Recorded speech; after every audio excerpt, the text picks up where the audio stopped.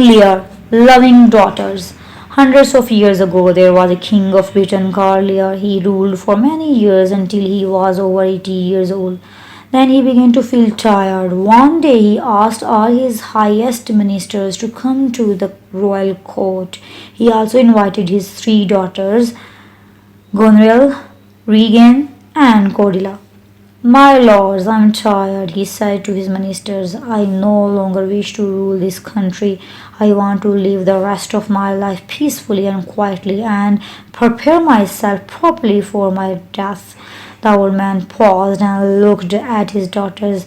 Goneril, the oldest, who was married to the Duke of Albany, Regan, who was married to the Duke of Cornwall, and his youngest and favorite child, Cordelia, who was not yet married.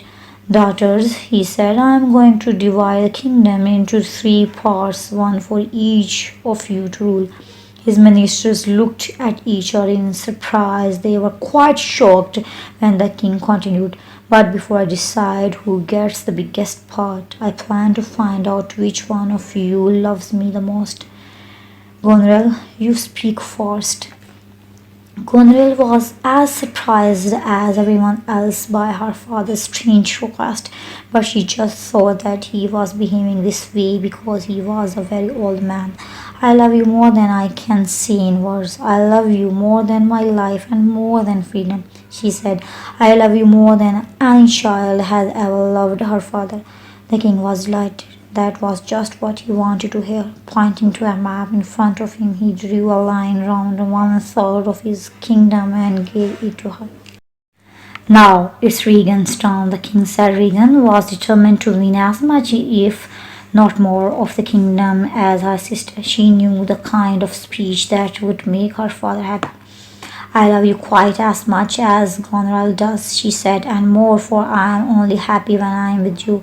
How lucky I am to have such loving children, thought Lear. Very pleased, he gave Regan one third of his kingdom too. Now, little Cordelia, what have you to say to your old father? He smiled. He wanted Cordelia to say even nicer things to him because he loved her more than either of the others. But Cordelia knew that her sister had lied to the old man. They had tricked their father, knowing that he was old and that his mind was no longer clear. Cordelia loved her father, but she was sure that it was wrong to use her love to win his kingdom from him. Besides, how could she explain her great love for Lear in words without sounding as false as her sisters? She hoped her father would understand, and so when the king asked her what she had to say, Cordelia replied, "Nothing." The king was very surprised by her answer. "She who says nothing will get nothing," he exclaimed. How could his Cordelia say such a thing to him, and in front of all these important people? "Have you nothing more to say, child?" "Father, I love you as a child should love a father. No more, no less. I can't say that all my love will always be yours as my sisters have. Half my love must be for my future husband." Hearing this, Lear's face turned red with anger. Her cold words, compared with the sweetness of her sister's speeches, proved only one thing to him. Cordelia did not love him. She would be punished for it. King Lear had always had a bad temper, and it had got worse with age. "You ungrateful girl!" he shouted, trembling with fury. "You are no longer my daughter. I will give you nothing, no land, no money. Everything that would have been yours will be shared between my loving daughters." He told the court his plan. The Dukes of Albany and Cornwall and their wives would rule the kingdom together. Lear would keep the title and royal position of king, and he would have 100 noble soldiers to attend him. He would live with each of the two older daughters in turn, staying a month with Goneril and then a month with Regan. The king's noblemen and servants did not know what to do. It was clear that the king was not behaving very wisely. In the old days, he would never have made such a poor decision. Only one man dared to risk Speaking to the king in Corilla's defense, this was the Earl of Kent, an honest nobleman. He bravely came forward and warned Lear that he had rewarded the daughters who loved him least and punished the one who loved him most. Lear refused to believe that he could have made such a mistake. How dare you question a king? He roared. Get out of my sight. If you have not left this country within a week, I shall have you killed. Kent knew it was useless to argue. Looking at Lear, who seemed terribly unhappy despite his anger, he felt very sorry for him. He calmly accepted his punishment. Two men, the Duke of Burgundy and the King of France, had asked Lear if they could marry Cordelia. Now he had them brought before him. This young girl, Cordelia, is no longer my daughter, therefore I am giving her no land and no money. Do you still want her? He asked. Burgundy looked rather upset. Without her third of the kingdom, he wasn't sure marrying Cordelia was such a good idea. However, the King of France loved Cordelia for herself. He didn't need kingdom to persuade him to marry her. He accepted her with nothing. Cordelia loved him for it. Take her then, shouted Lear. I never want to see her face again. Before Cordelia left for France, she spoke privately to her sister. She begged them to take good care of their father in his old age. I am sure you do not need to tell us about our duty to the king, was their proud reply. Cordelia left Britain feeling very sad. She thought she could care for her old father much better than her sisters. At Goneril's castle, Cordelia was right to be worried. It wasn't long before her sister's true feelings began to show themselves clearly that even the old king could see how wrong he had been. His plan had been to spend 1 month living with one daughter and the next month with the other, taking his 100 knights with him. First, Lear went to stay with Goneril. He soon found out how little she loved him now that he had nothing more to give her. After a while, Goneril stopped trying to make her father feel welcome in her castle. She ordered her servants to treat him more as a poor relation than as a king. Every time she met him, she seemed to be in a bad temper. You complain about every little thing we do that displeases you, father, she said when Lear tried to speak to her, but you do nothing for us. Those knights of yours are always quarreling and fighting. When I told you about this before, I thought that you would do something about it. Now I am beginning to think you enjoy seeing them behave that way. If you don't like the way things are here, then you must go to my sister Eden. Soon Lear found that his daughter had told her servants to ignore him. When he tried to give them orders, they pretended that they hadn't heard him. The king was furious. He had never been treated with such disrespect before. When he tried again to complain to his daughter, she sent him a message to say that she was ill and refused to see him. However, one good thing did happen during Lear's unhappy stay with Goneril. One day, as he was eating dinner, a stranger came up to him and asked if he could become one of the king's servants. Lear liked the look of the man and said he should attend him for the rest of the dinner. If at the end of the meal the stranger had proved a good servant, he could stay. He soon showed the king how useful he was. One of Goneril's servants serving the king his dinner was very rude to Lear. The stranger at once threw the servant out of the room. Lear was delighted. He gave the stranger some money and decided to keep him with him. Little did the king know this man was in fact no stranger to him. He was the Earl of Kent. Kent had been worried about what would happen to the old man now that he had no money or power. He didn't trust Goneril or Regan to think of their father's best interests. He had dressed himself to look like a servant so that he could stay close to the king and take care of his needs. When the king asked his name, he said it was Cass. King Lear had one other friend beside Cass, his fool. All kings kept fools in those days, men whose duty was to amuse the king with jokes and songs. In fact, the fool was allowed to speak more freely before the king than almost anyone else. A clever fool could give advice to a king or even tell him he was wrong, as long as he did it in a clever puzzle or a rhyme that made the king laugh. King Lear's fool loved him greatly. He had tried to warn Lear about Goneril and Regan by saying that daughters nowadays wanted obedient fathers instead of the other way around. He told Lear he was wrong to give away his kingdom. Whenever Lear began to get angry, the fool would quickly make up a joke so that he would think of something else. As many of these jokes were about daughters who did not love their fathers. Lear's fool was not popular with Goneril, so she could not wait to get rid of him. Goneril had less and less patience with her father and his complaints. She began to accuse his knights of bad behavior again. Father, is there any reason for you to keep 100 knights and all of their servants? These men are much too rough and unpleasant for us. Their bad manners affect the whole castle. They do nothing but eat and drink, quarrel and get drunk. They have turned this castle into a soldier's drinking house. Just the shame of it should be enough to make you do something. So please, father, reduce the number of knights a little before I do something about them myself, and make sure that those you keep are good, quiet old men, the sort of men anyone would expect to see serving someone as old as yourself. Lear could not believe his ears. What's this, you thankless one? What lies you tell? My knights are the best in the world. They are the finest men of their kind, and they know exactly how to serve me.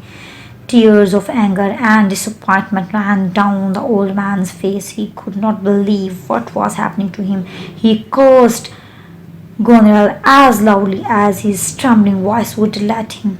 May you never have children, you unnatural creature. No, I hope you do have children and that they make you as unhappy as you have made your father. I am leaving this horrible place. I shall go and stay with Regan. Regan knows the way to treat her father, the king. Regan punishes Cois. Goneril's husband, the Duke of Albany, did not agree with Goneril's behavior, but Lear was her father and he did not want to interfere. He came into the room as the king and Goneril were quarreling. When he heard what had happened, he tried to calm Lear, but Lear would not listen to him. The king called his servants to tell them to make preparations to leave. Then he found out that by Goneril's order, 50 of his 100 knights had already been sent away. Furious, he left the Duke of Albany's castle with his servants and the faithful Cois. The king decided to send Cois with a letter to tell Regan that he was coming, but when Cois reached the Duke of Cornwall's castle, he discovered that Goneril had also returned to Regan. She told her sister that she had quarreled with their father and warned Regan that their father was an impossible guest. After reading Goneril's letter, Regan and her husband decided to go and visit the Duke of Gloucester rather than staying to welcome the king. Cois, still waiting for a reply to the king's letter, followed them there. The first person he met when he arrived at Gloucester's castle was a servant who had been rude to the king at dinner. Cois did not like this servant at all. He thought he was an enemy to the king and a coward as well. He did everything he could to make the man fight with him. The servant did not want to fight with the fierce Cois and tried to keep away from him, but it was no use. Soon Cois caught the servant and started beating him. At that moment, Regan, Cornwall and Gloucester arrived. What's this? What's going on? The Duke of Gloucester cried. Regan recognized Goneril's servant struggling underneath Cois. Punish that creature, he is beating my dear sister's servant, she said. Some of our servants tied up Cois as punishment. But my lady, that is the king's own messenger. The king will not like to see his own man treated in such a way, exclaimed Gloucester, surprised. I'll explain everything to the king, said Cornwall. My sister will like it even less when she hears that this man has beaten her messenger, said Regan. Her husband was not afraid of the king. He said that Caius would have to stay tied up until the middle of the following day. Lear meets Regan. The first thing Lear saw when he arrived at Gloucester's castle was his favourite servant, Caius, tied up, and when he entered the castle, things went from bad to worse. Furious at Caius' treatment, he angrily asked to see Regan and Cornwall. They are tired after travelling all night. They cannot see you, he was told. He made such a noise after hearing this that his daughter and her husband finally appeared. Lear immediately told Regan how badly Goneril had treated him. He had hardly finished speaking when Regan said sweetly, "I'm sure you are wrong, father. I cannot believe that Goneril would not do her duty towards you. If she complained about your knights, she must have had a good reason for it." Seeing that Lear was about to protest, he quickly added, "Oh, father, you are an old man. You are in the way last years of your life. You should listen to people who understand what is good for you more than you do yourself. Please go back to Goneril. Tell her that you know now that you have been unfair to her. Tell her I am sorry. Is this what you think I should do?" Lear replied, and before she could stop him, Lear knelt down on the floor. "Please, dear daughter," he said, pretending that Regan was Goneril, "I know that I am very old. I know that I made a lot of trouble for you. On my knees, I beg you to let me have some food and clothes and somewhere to live." Regan was shocked. She asked her father to stop playing games and to go back to Goneril. "Never, Regan," said Lear, standing up. "She has taken away half my nights. She has looked at me with hateful eyes and spoken to me with her sharp tongue. I hope all of God's anger will fall on her head for being so ungrateful. I hope heaven will strike her young bones so that she never walks again." "Shame, sir, shame," said Cornwall. He thought Lear's anger was too great. "Oh, I hope heaven's lightning will strike her wicked eyes with blinding flames. I hope the sun will burn her skin and the air make her sick." Regan could not believe what she was hearing. "Will you say the same things about me when you are angry with me?" she asked. However, Regan had spoken so sweetly that Lear could not believe she meant to be unkind. He said he would never speak badly about her. He was just about to ask her about Caius when some visitors arrived. One of them was Goneril. Then, when Lear saw the two sisters smile at each other, he knew there was no hope for him. His daughters had become his enemies. "Dear sister, welcome," cried Regan. "Now, my lord, you can ask Goneril to forgive you and go back to her castle until the end of the month." Lear refused yet again. He said he would never go to Goneril. He never wanted to see her again. He would go and stay with Regan, bringing his 100 knights with him. Regan began to look angry. She said that she could not allow the old king to bring more than 25 knights into her castle. "Why does he need 25? said Goneril. "Or even 10 or 5. He does not need them at all when there are twice that numbers of servants in the house to look after him." Regan agreed. "I can see that neither of you will look after me unless I come to you without my knights," cried the unhappy king. "How wrong I was to believe you loved me the most and not to trust Cordelia." Lear felt as if he would burst with anger and disappointment. He shouted and cursed and swore that he would have his revenge, but the sisters knew that he could not harm them. He was just a helpless old man. Outside, the sky grew dark and stormy. Each crash of thunder, each flash of lightning increased Lear's anger. He felt as if the gods themselves were on his side. He could not bear to shelter in the same castle as his daughters and be treated like a fool and a beggar. In a terrible voice, he ordered his horses. I would rather spend the night on the moors, even in this storm, than with such women, he cried as he left the room. Cornwall and Regan looked angrily at each other. Well, if he will not listen, he must learn from the result of his own actions, they decided, and they ordered the castle doors to be shut. They left their father out in the storm without any shelter and with only his fool to look after him. Gloucester was very unhappy about this treatment of the king, but he did not dare to protest. Out in the storm, Lear and his fool wandered lost on the dark moors.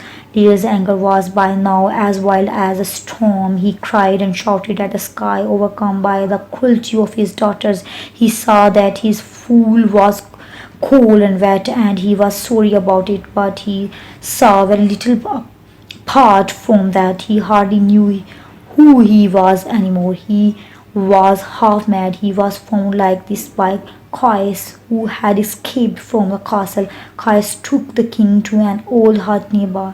The fool went in first but ran out again almost immediately, crying, "A ghost, a ghost!" Inside the hut was a mad man called Poor Tom. He was very pale and dirty, with big staring eyes. He was sitting talking nonsense to himself. Lear sat down beside Poor Tom.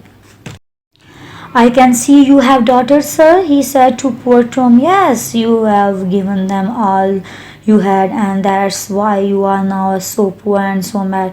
What wicked creatures they are!" Lear and the madman talked quite happily to each other. It was clear by now that Lear was as mad as Poor Tom.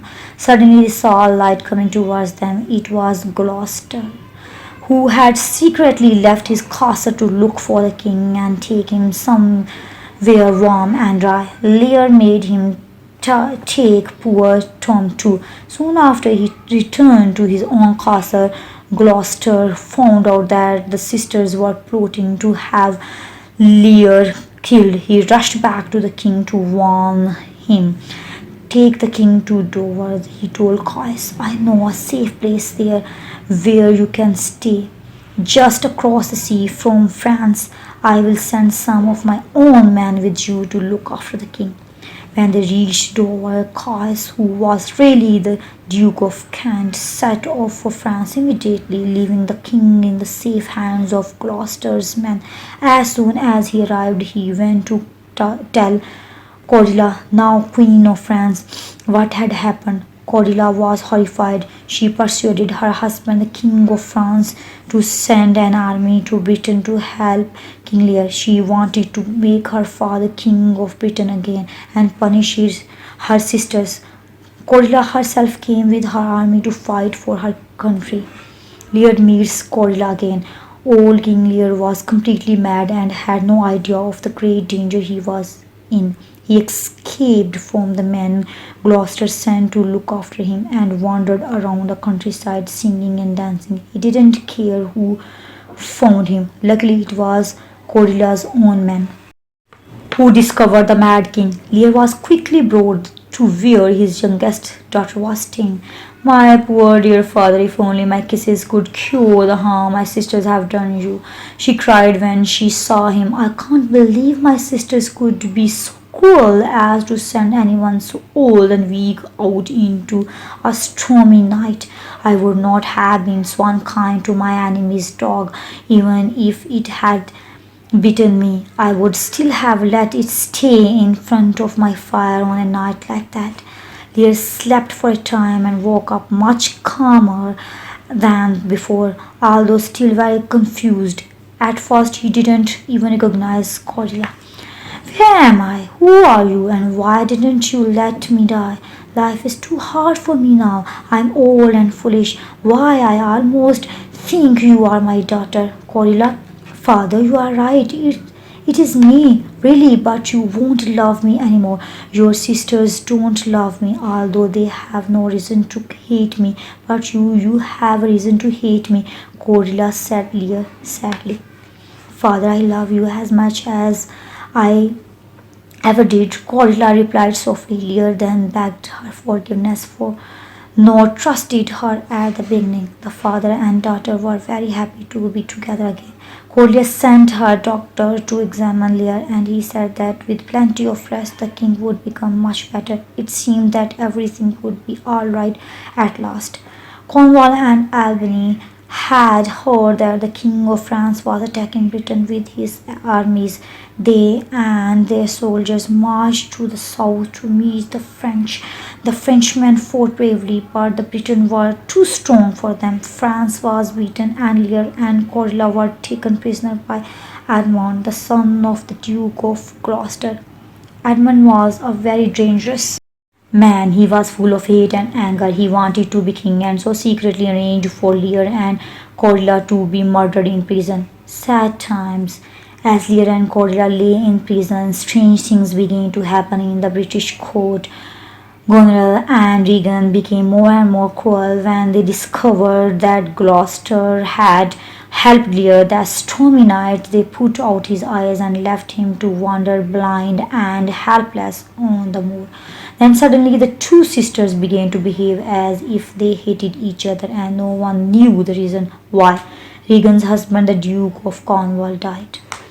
Then the truth was discovered. Both Goneril and Regan had been as unfaithful to their husbands as to their father. They were now both in love with the same man, the evil Anmon. He had pretended to each sister that he loved only her. The sisters needed little encouragement, and soon they were both wildly in love. But when Cornwall died, Regan told Goneril that she was going to marry Anmon. Goneril realized that he had used them both in order to get power for himself. Edmund was a liar, but she still loved him and was determined not to let her sister have him.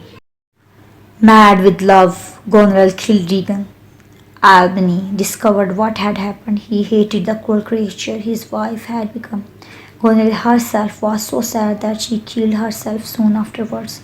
A stranger came and challenged the evil Edmund to a fight. Edmund did not know who the stranger was, but he thought that he looked like a good knight, and so the two fought. After a hard struggle, the stranger showed that he was the better fighter of the two.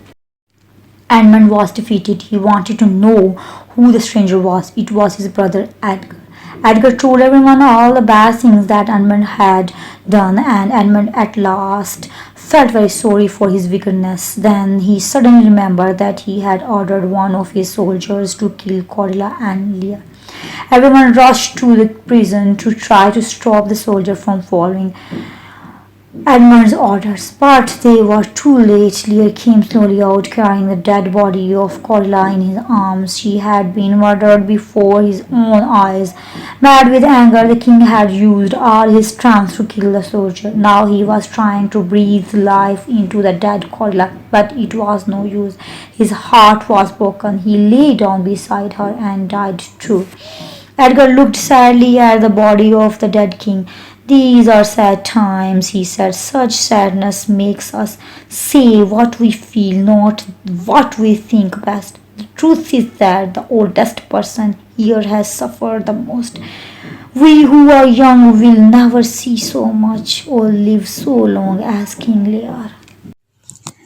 Thanks for listening. For new videos, don't forget to subscribe my channel. And if you like my videos, please share and like.